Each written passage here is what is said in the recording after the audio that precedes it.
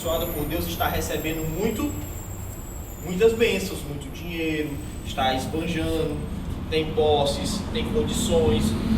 Essas são as visões de alguém abençoado, aonde na verdade a bênção ela não está de maneira nenhuma ligada apenas à questão financeira.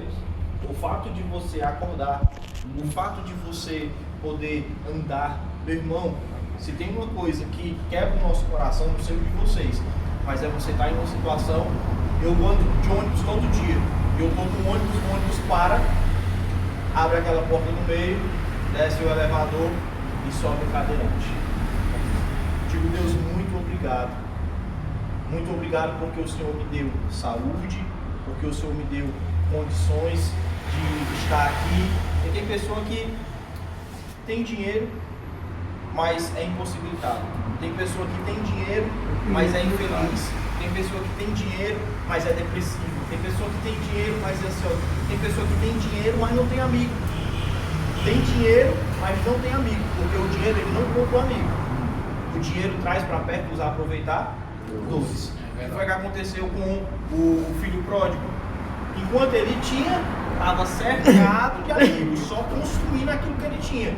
Mas no momento que o dinheiro acabou, como não tinha do que se aproveitar, todos se foram. O texto que nós lemos nos diz que nós precisamos lembrar que existem amigos mais chegados do que o irmão. E quando a gente volta um pouquinho, nós estávamos em Provérbios. Se nós voltarmos um pouquinho, nós vamos ver lá no livro de Jó, capítulo de número 42, verso de número 10. Diz assim: depois que Jó orou por seus amigos, o Senhor o tornou novamente próspero e lhe deu em dobro tudo o que tinha antes. Opa! Antes que Jó fosse restituído, Jó estava fazendo o quê? Jó estava orando pelos seus amigos. Mas quem eram os amigos de Jó? Eram aqueles camaradas que lá no início do livro de Jó chegaram para Jó e disseram: Jó, tudo isso que está acontecendo na tua vida é porque tu pecou. Confessa logo o teu pecado. Os amigos que eram para ajudar Jó, para levantar Jó, fizeram foi tumultuar mais a vida de Jó. Pecador, confessa, isso é culpa sua. E enquanto Jó sabia que não era, mas Jó se encontrou em uma necessidade de quê? Em que no momento ele não entendia. Ele disse para sua mulher, quando ela mandou que ele amaldiçoasse o seu Deus e morresse, ele disse: olha mulher, tu fala como uma louca, porque nu eu vim do ventre da minha mãe, e nu eu voltarei para lá. Ou seja, eu vim sem nada, e quando eu for não levo nada. As questões que estão acontecendo na minha vida, está tudo nas mãos do Senhor. Mas chega um momento, quando nós começamos a ler o livro de Jó, lá depois do capítulo 30, nós vamos ver que Jó começa a pensar. E aí entra a fase do questionamento.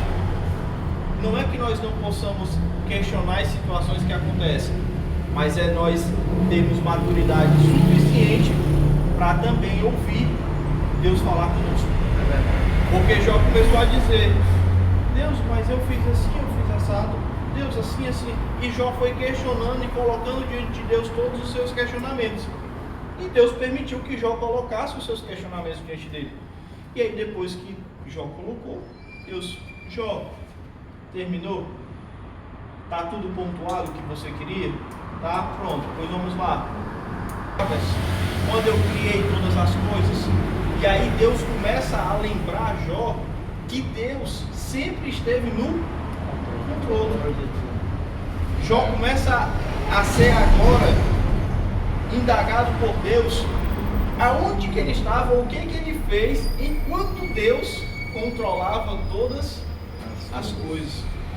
Jó, tudo que está acontecendo na sua vida, resumindo o que Deus falou para Jó: Jó, tudo que está acontecendo na sua vida, eu sei, está nas minhas mãos. Chegou um momento então que Jó entende a sua situação, que Jó entende que tudo está nas mãos de Deus, e Jó já não é mais. Agora que ele foi que Deus o indagou, que Deus o fez lembrar, agora Jó entende. E quando Jó entende, Jó já não se torna mais um pedinte a si, para que Deus mudasse a história dele, que Deus mudasse a vida dele, que Deus tivesse misericórdia dele. Não. Jó, quando entende que Deus está no controle de todas as coisas, ele começa a orar, mas não é por ele.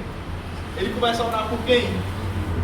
Pelos seus amigos, porque eles estavam cegos em ignorância e em entendimento a respeito de quem?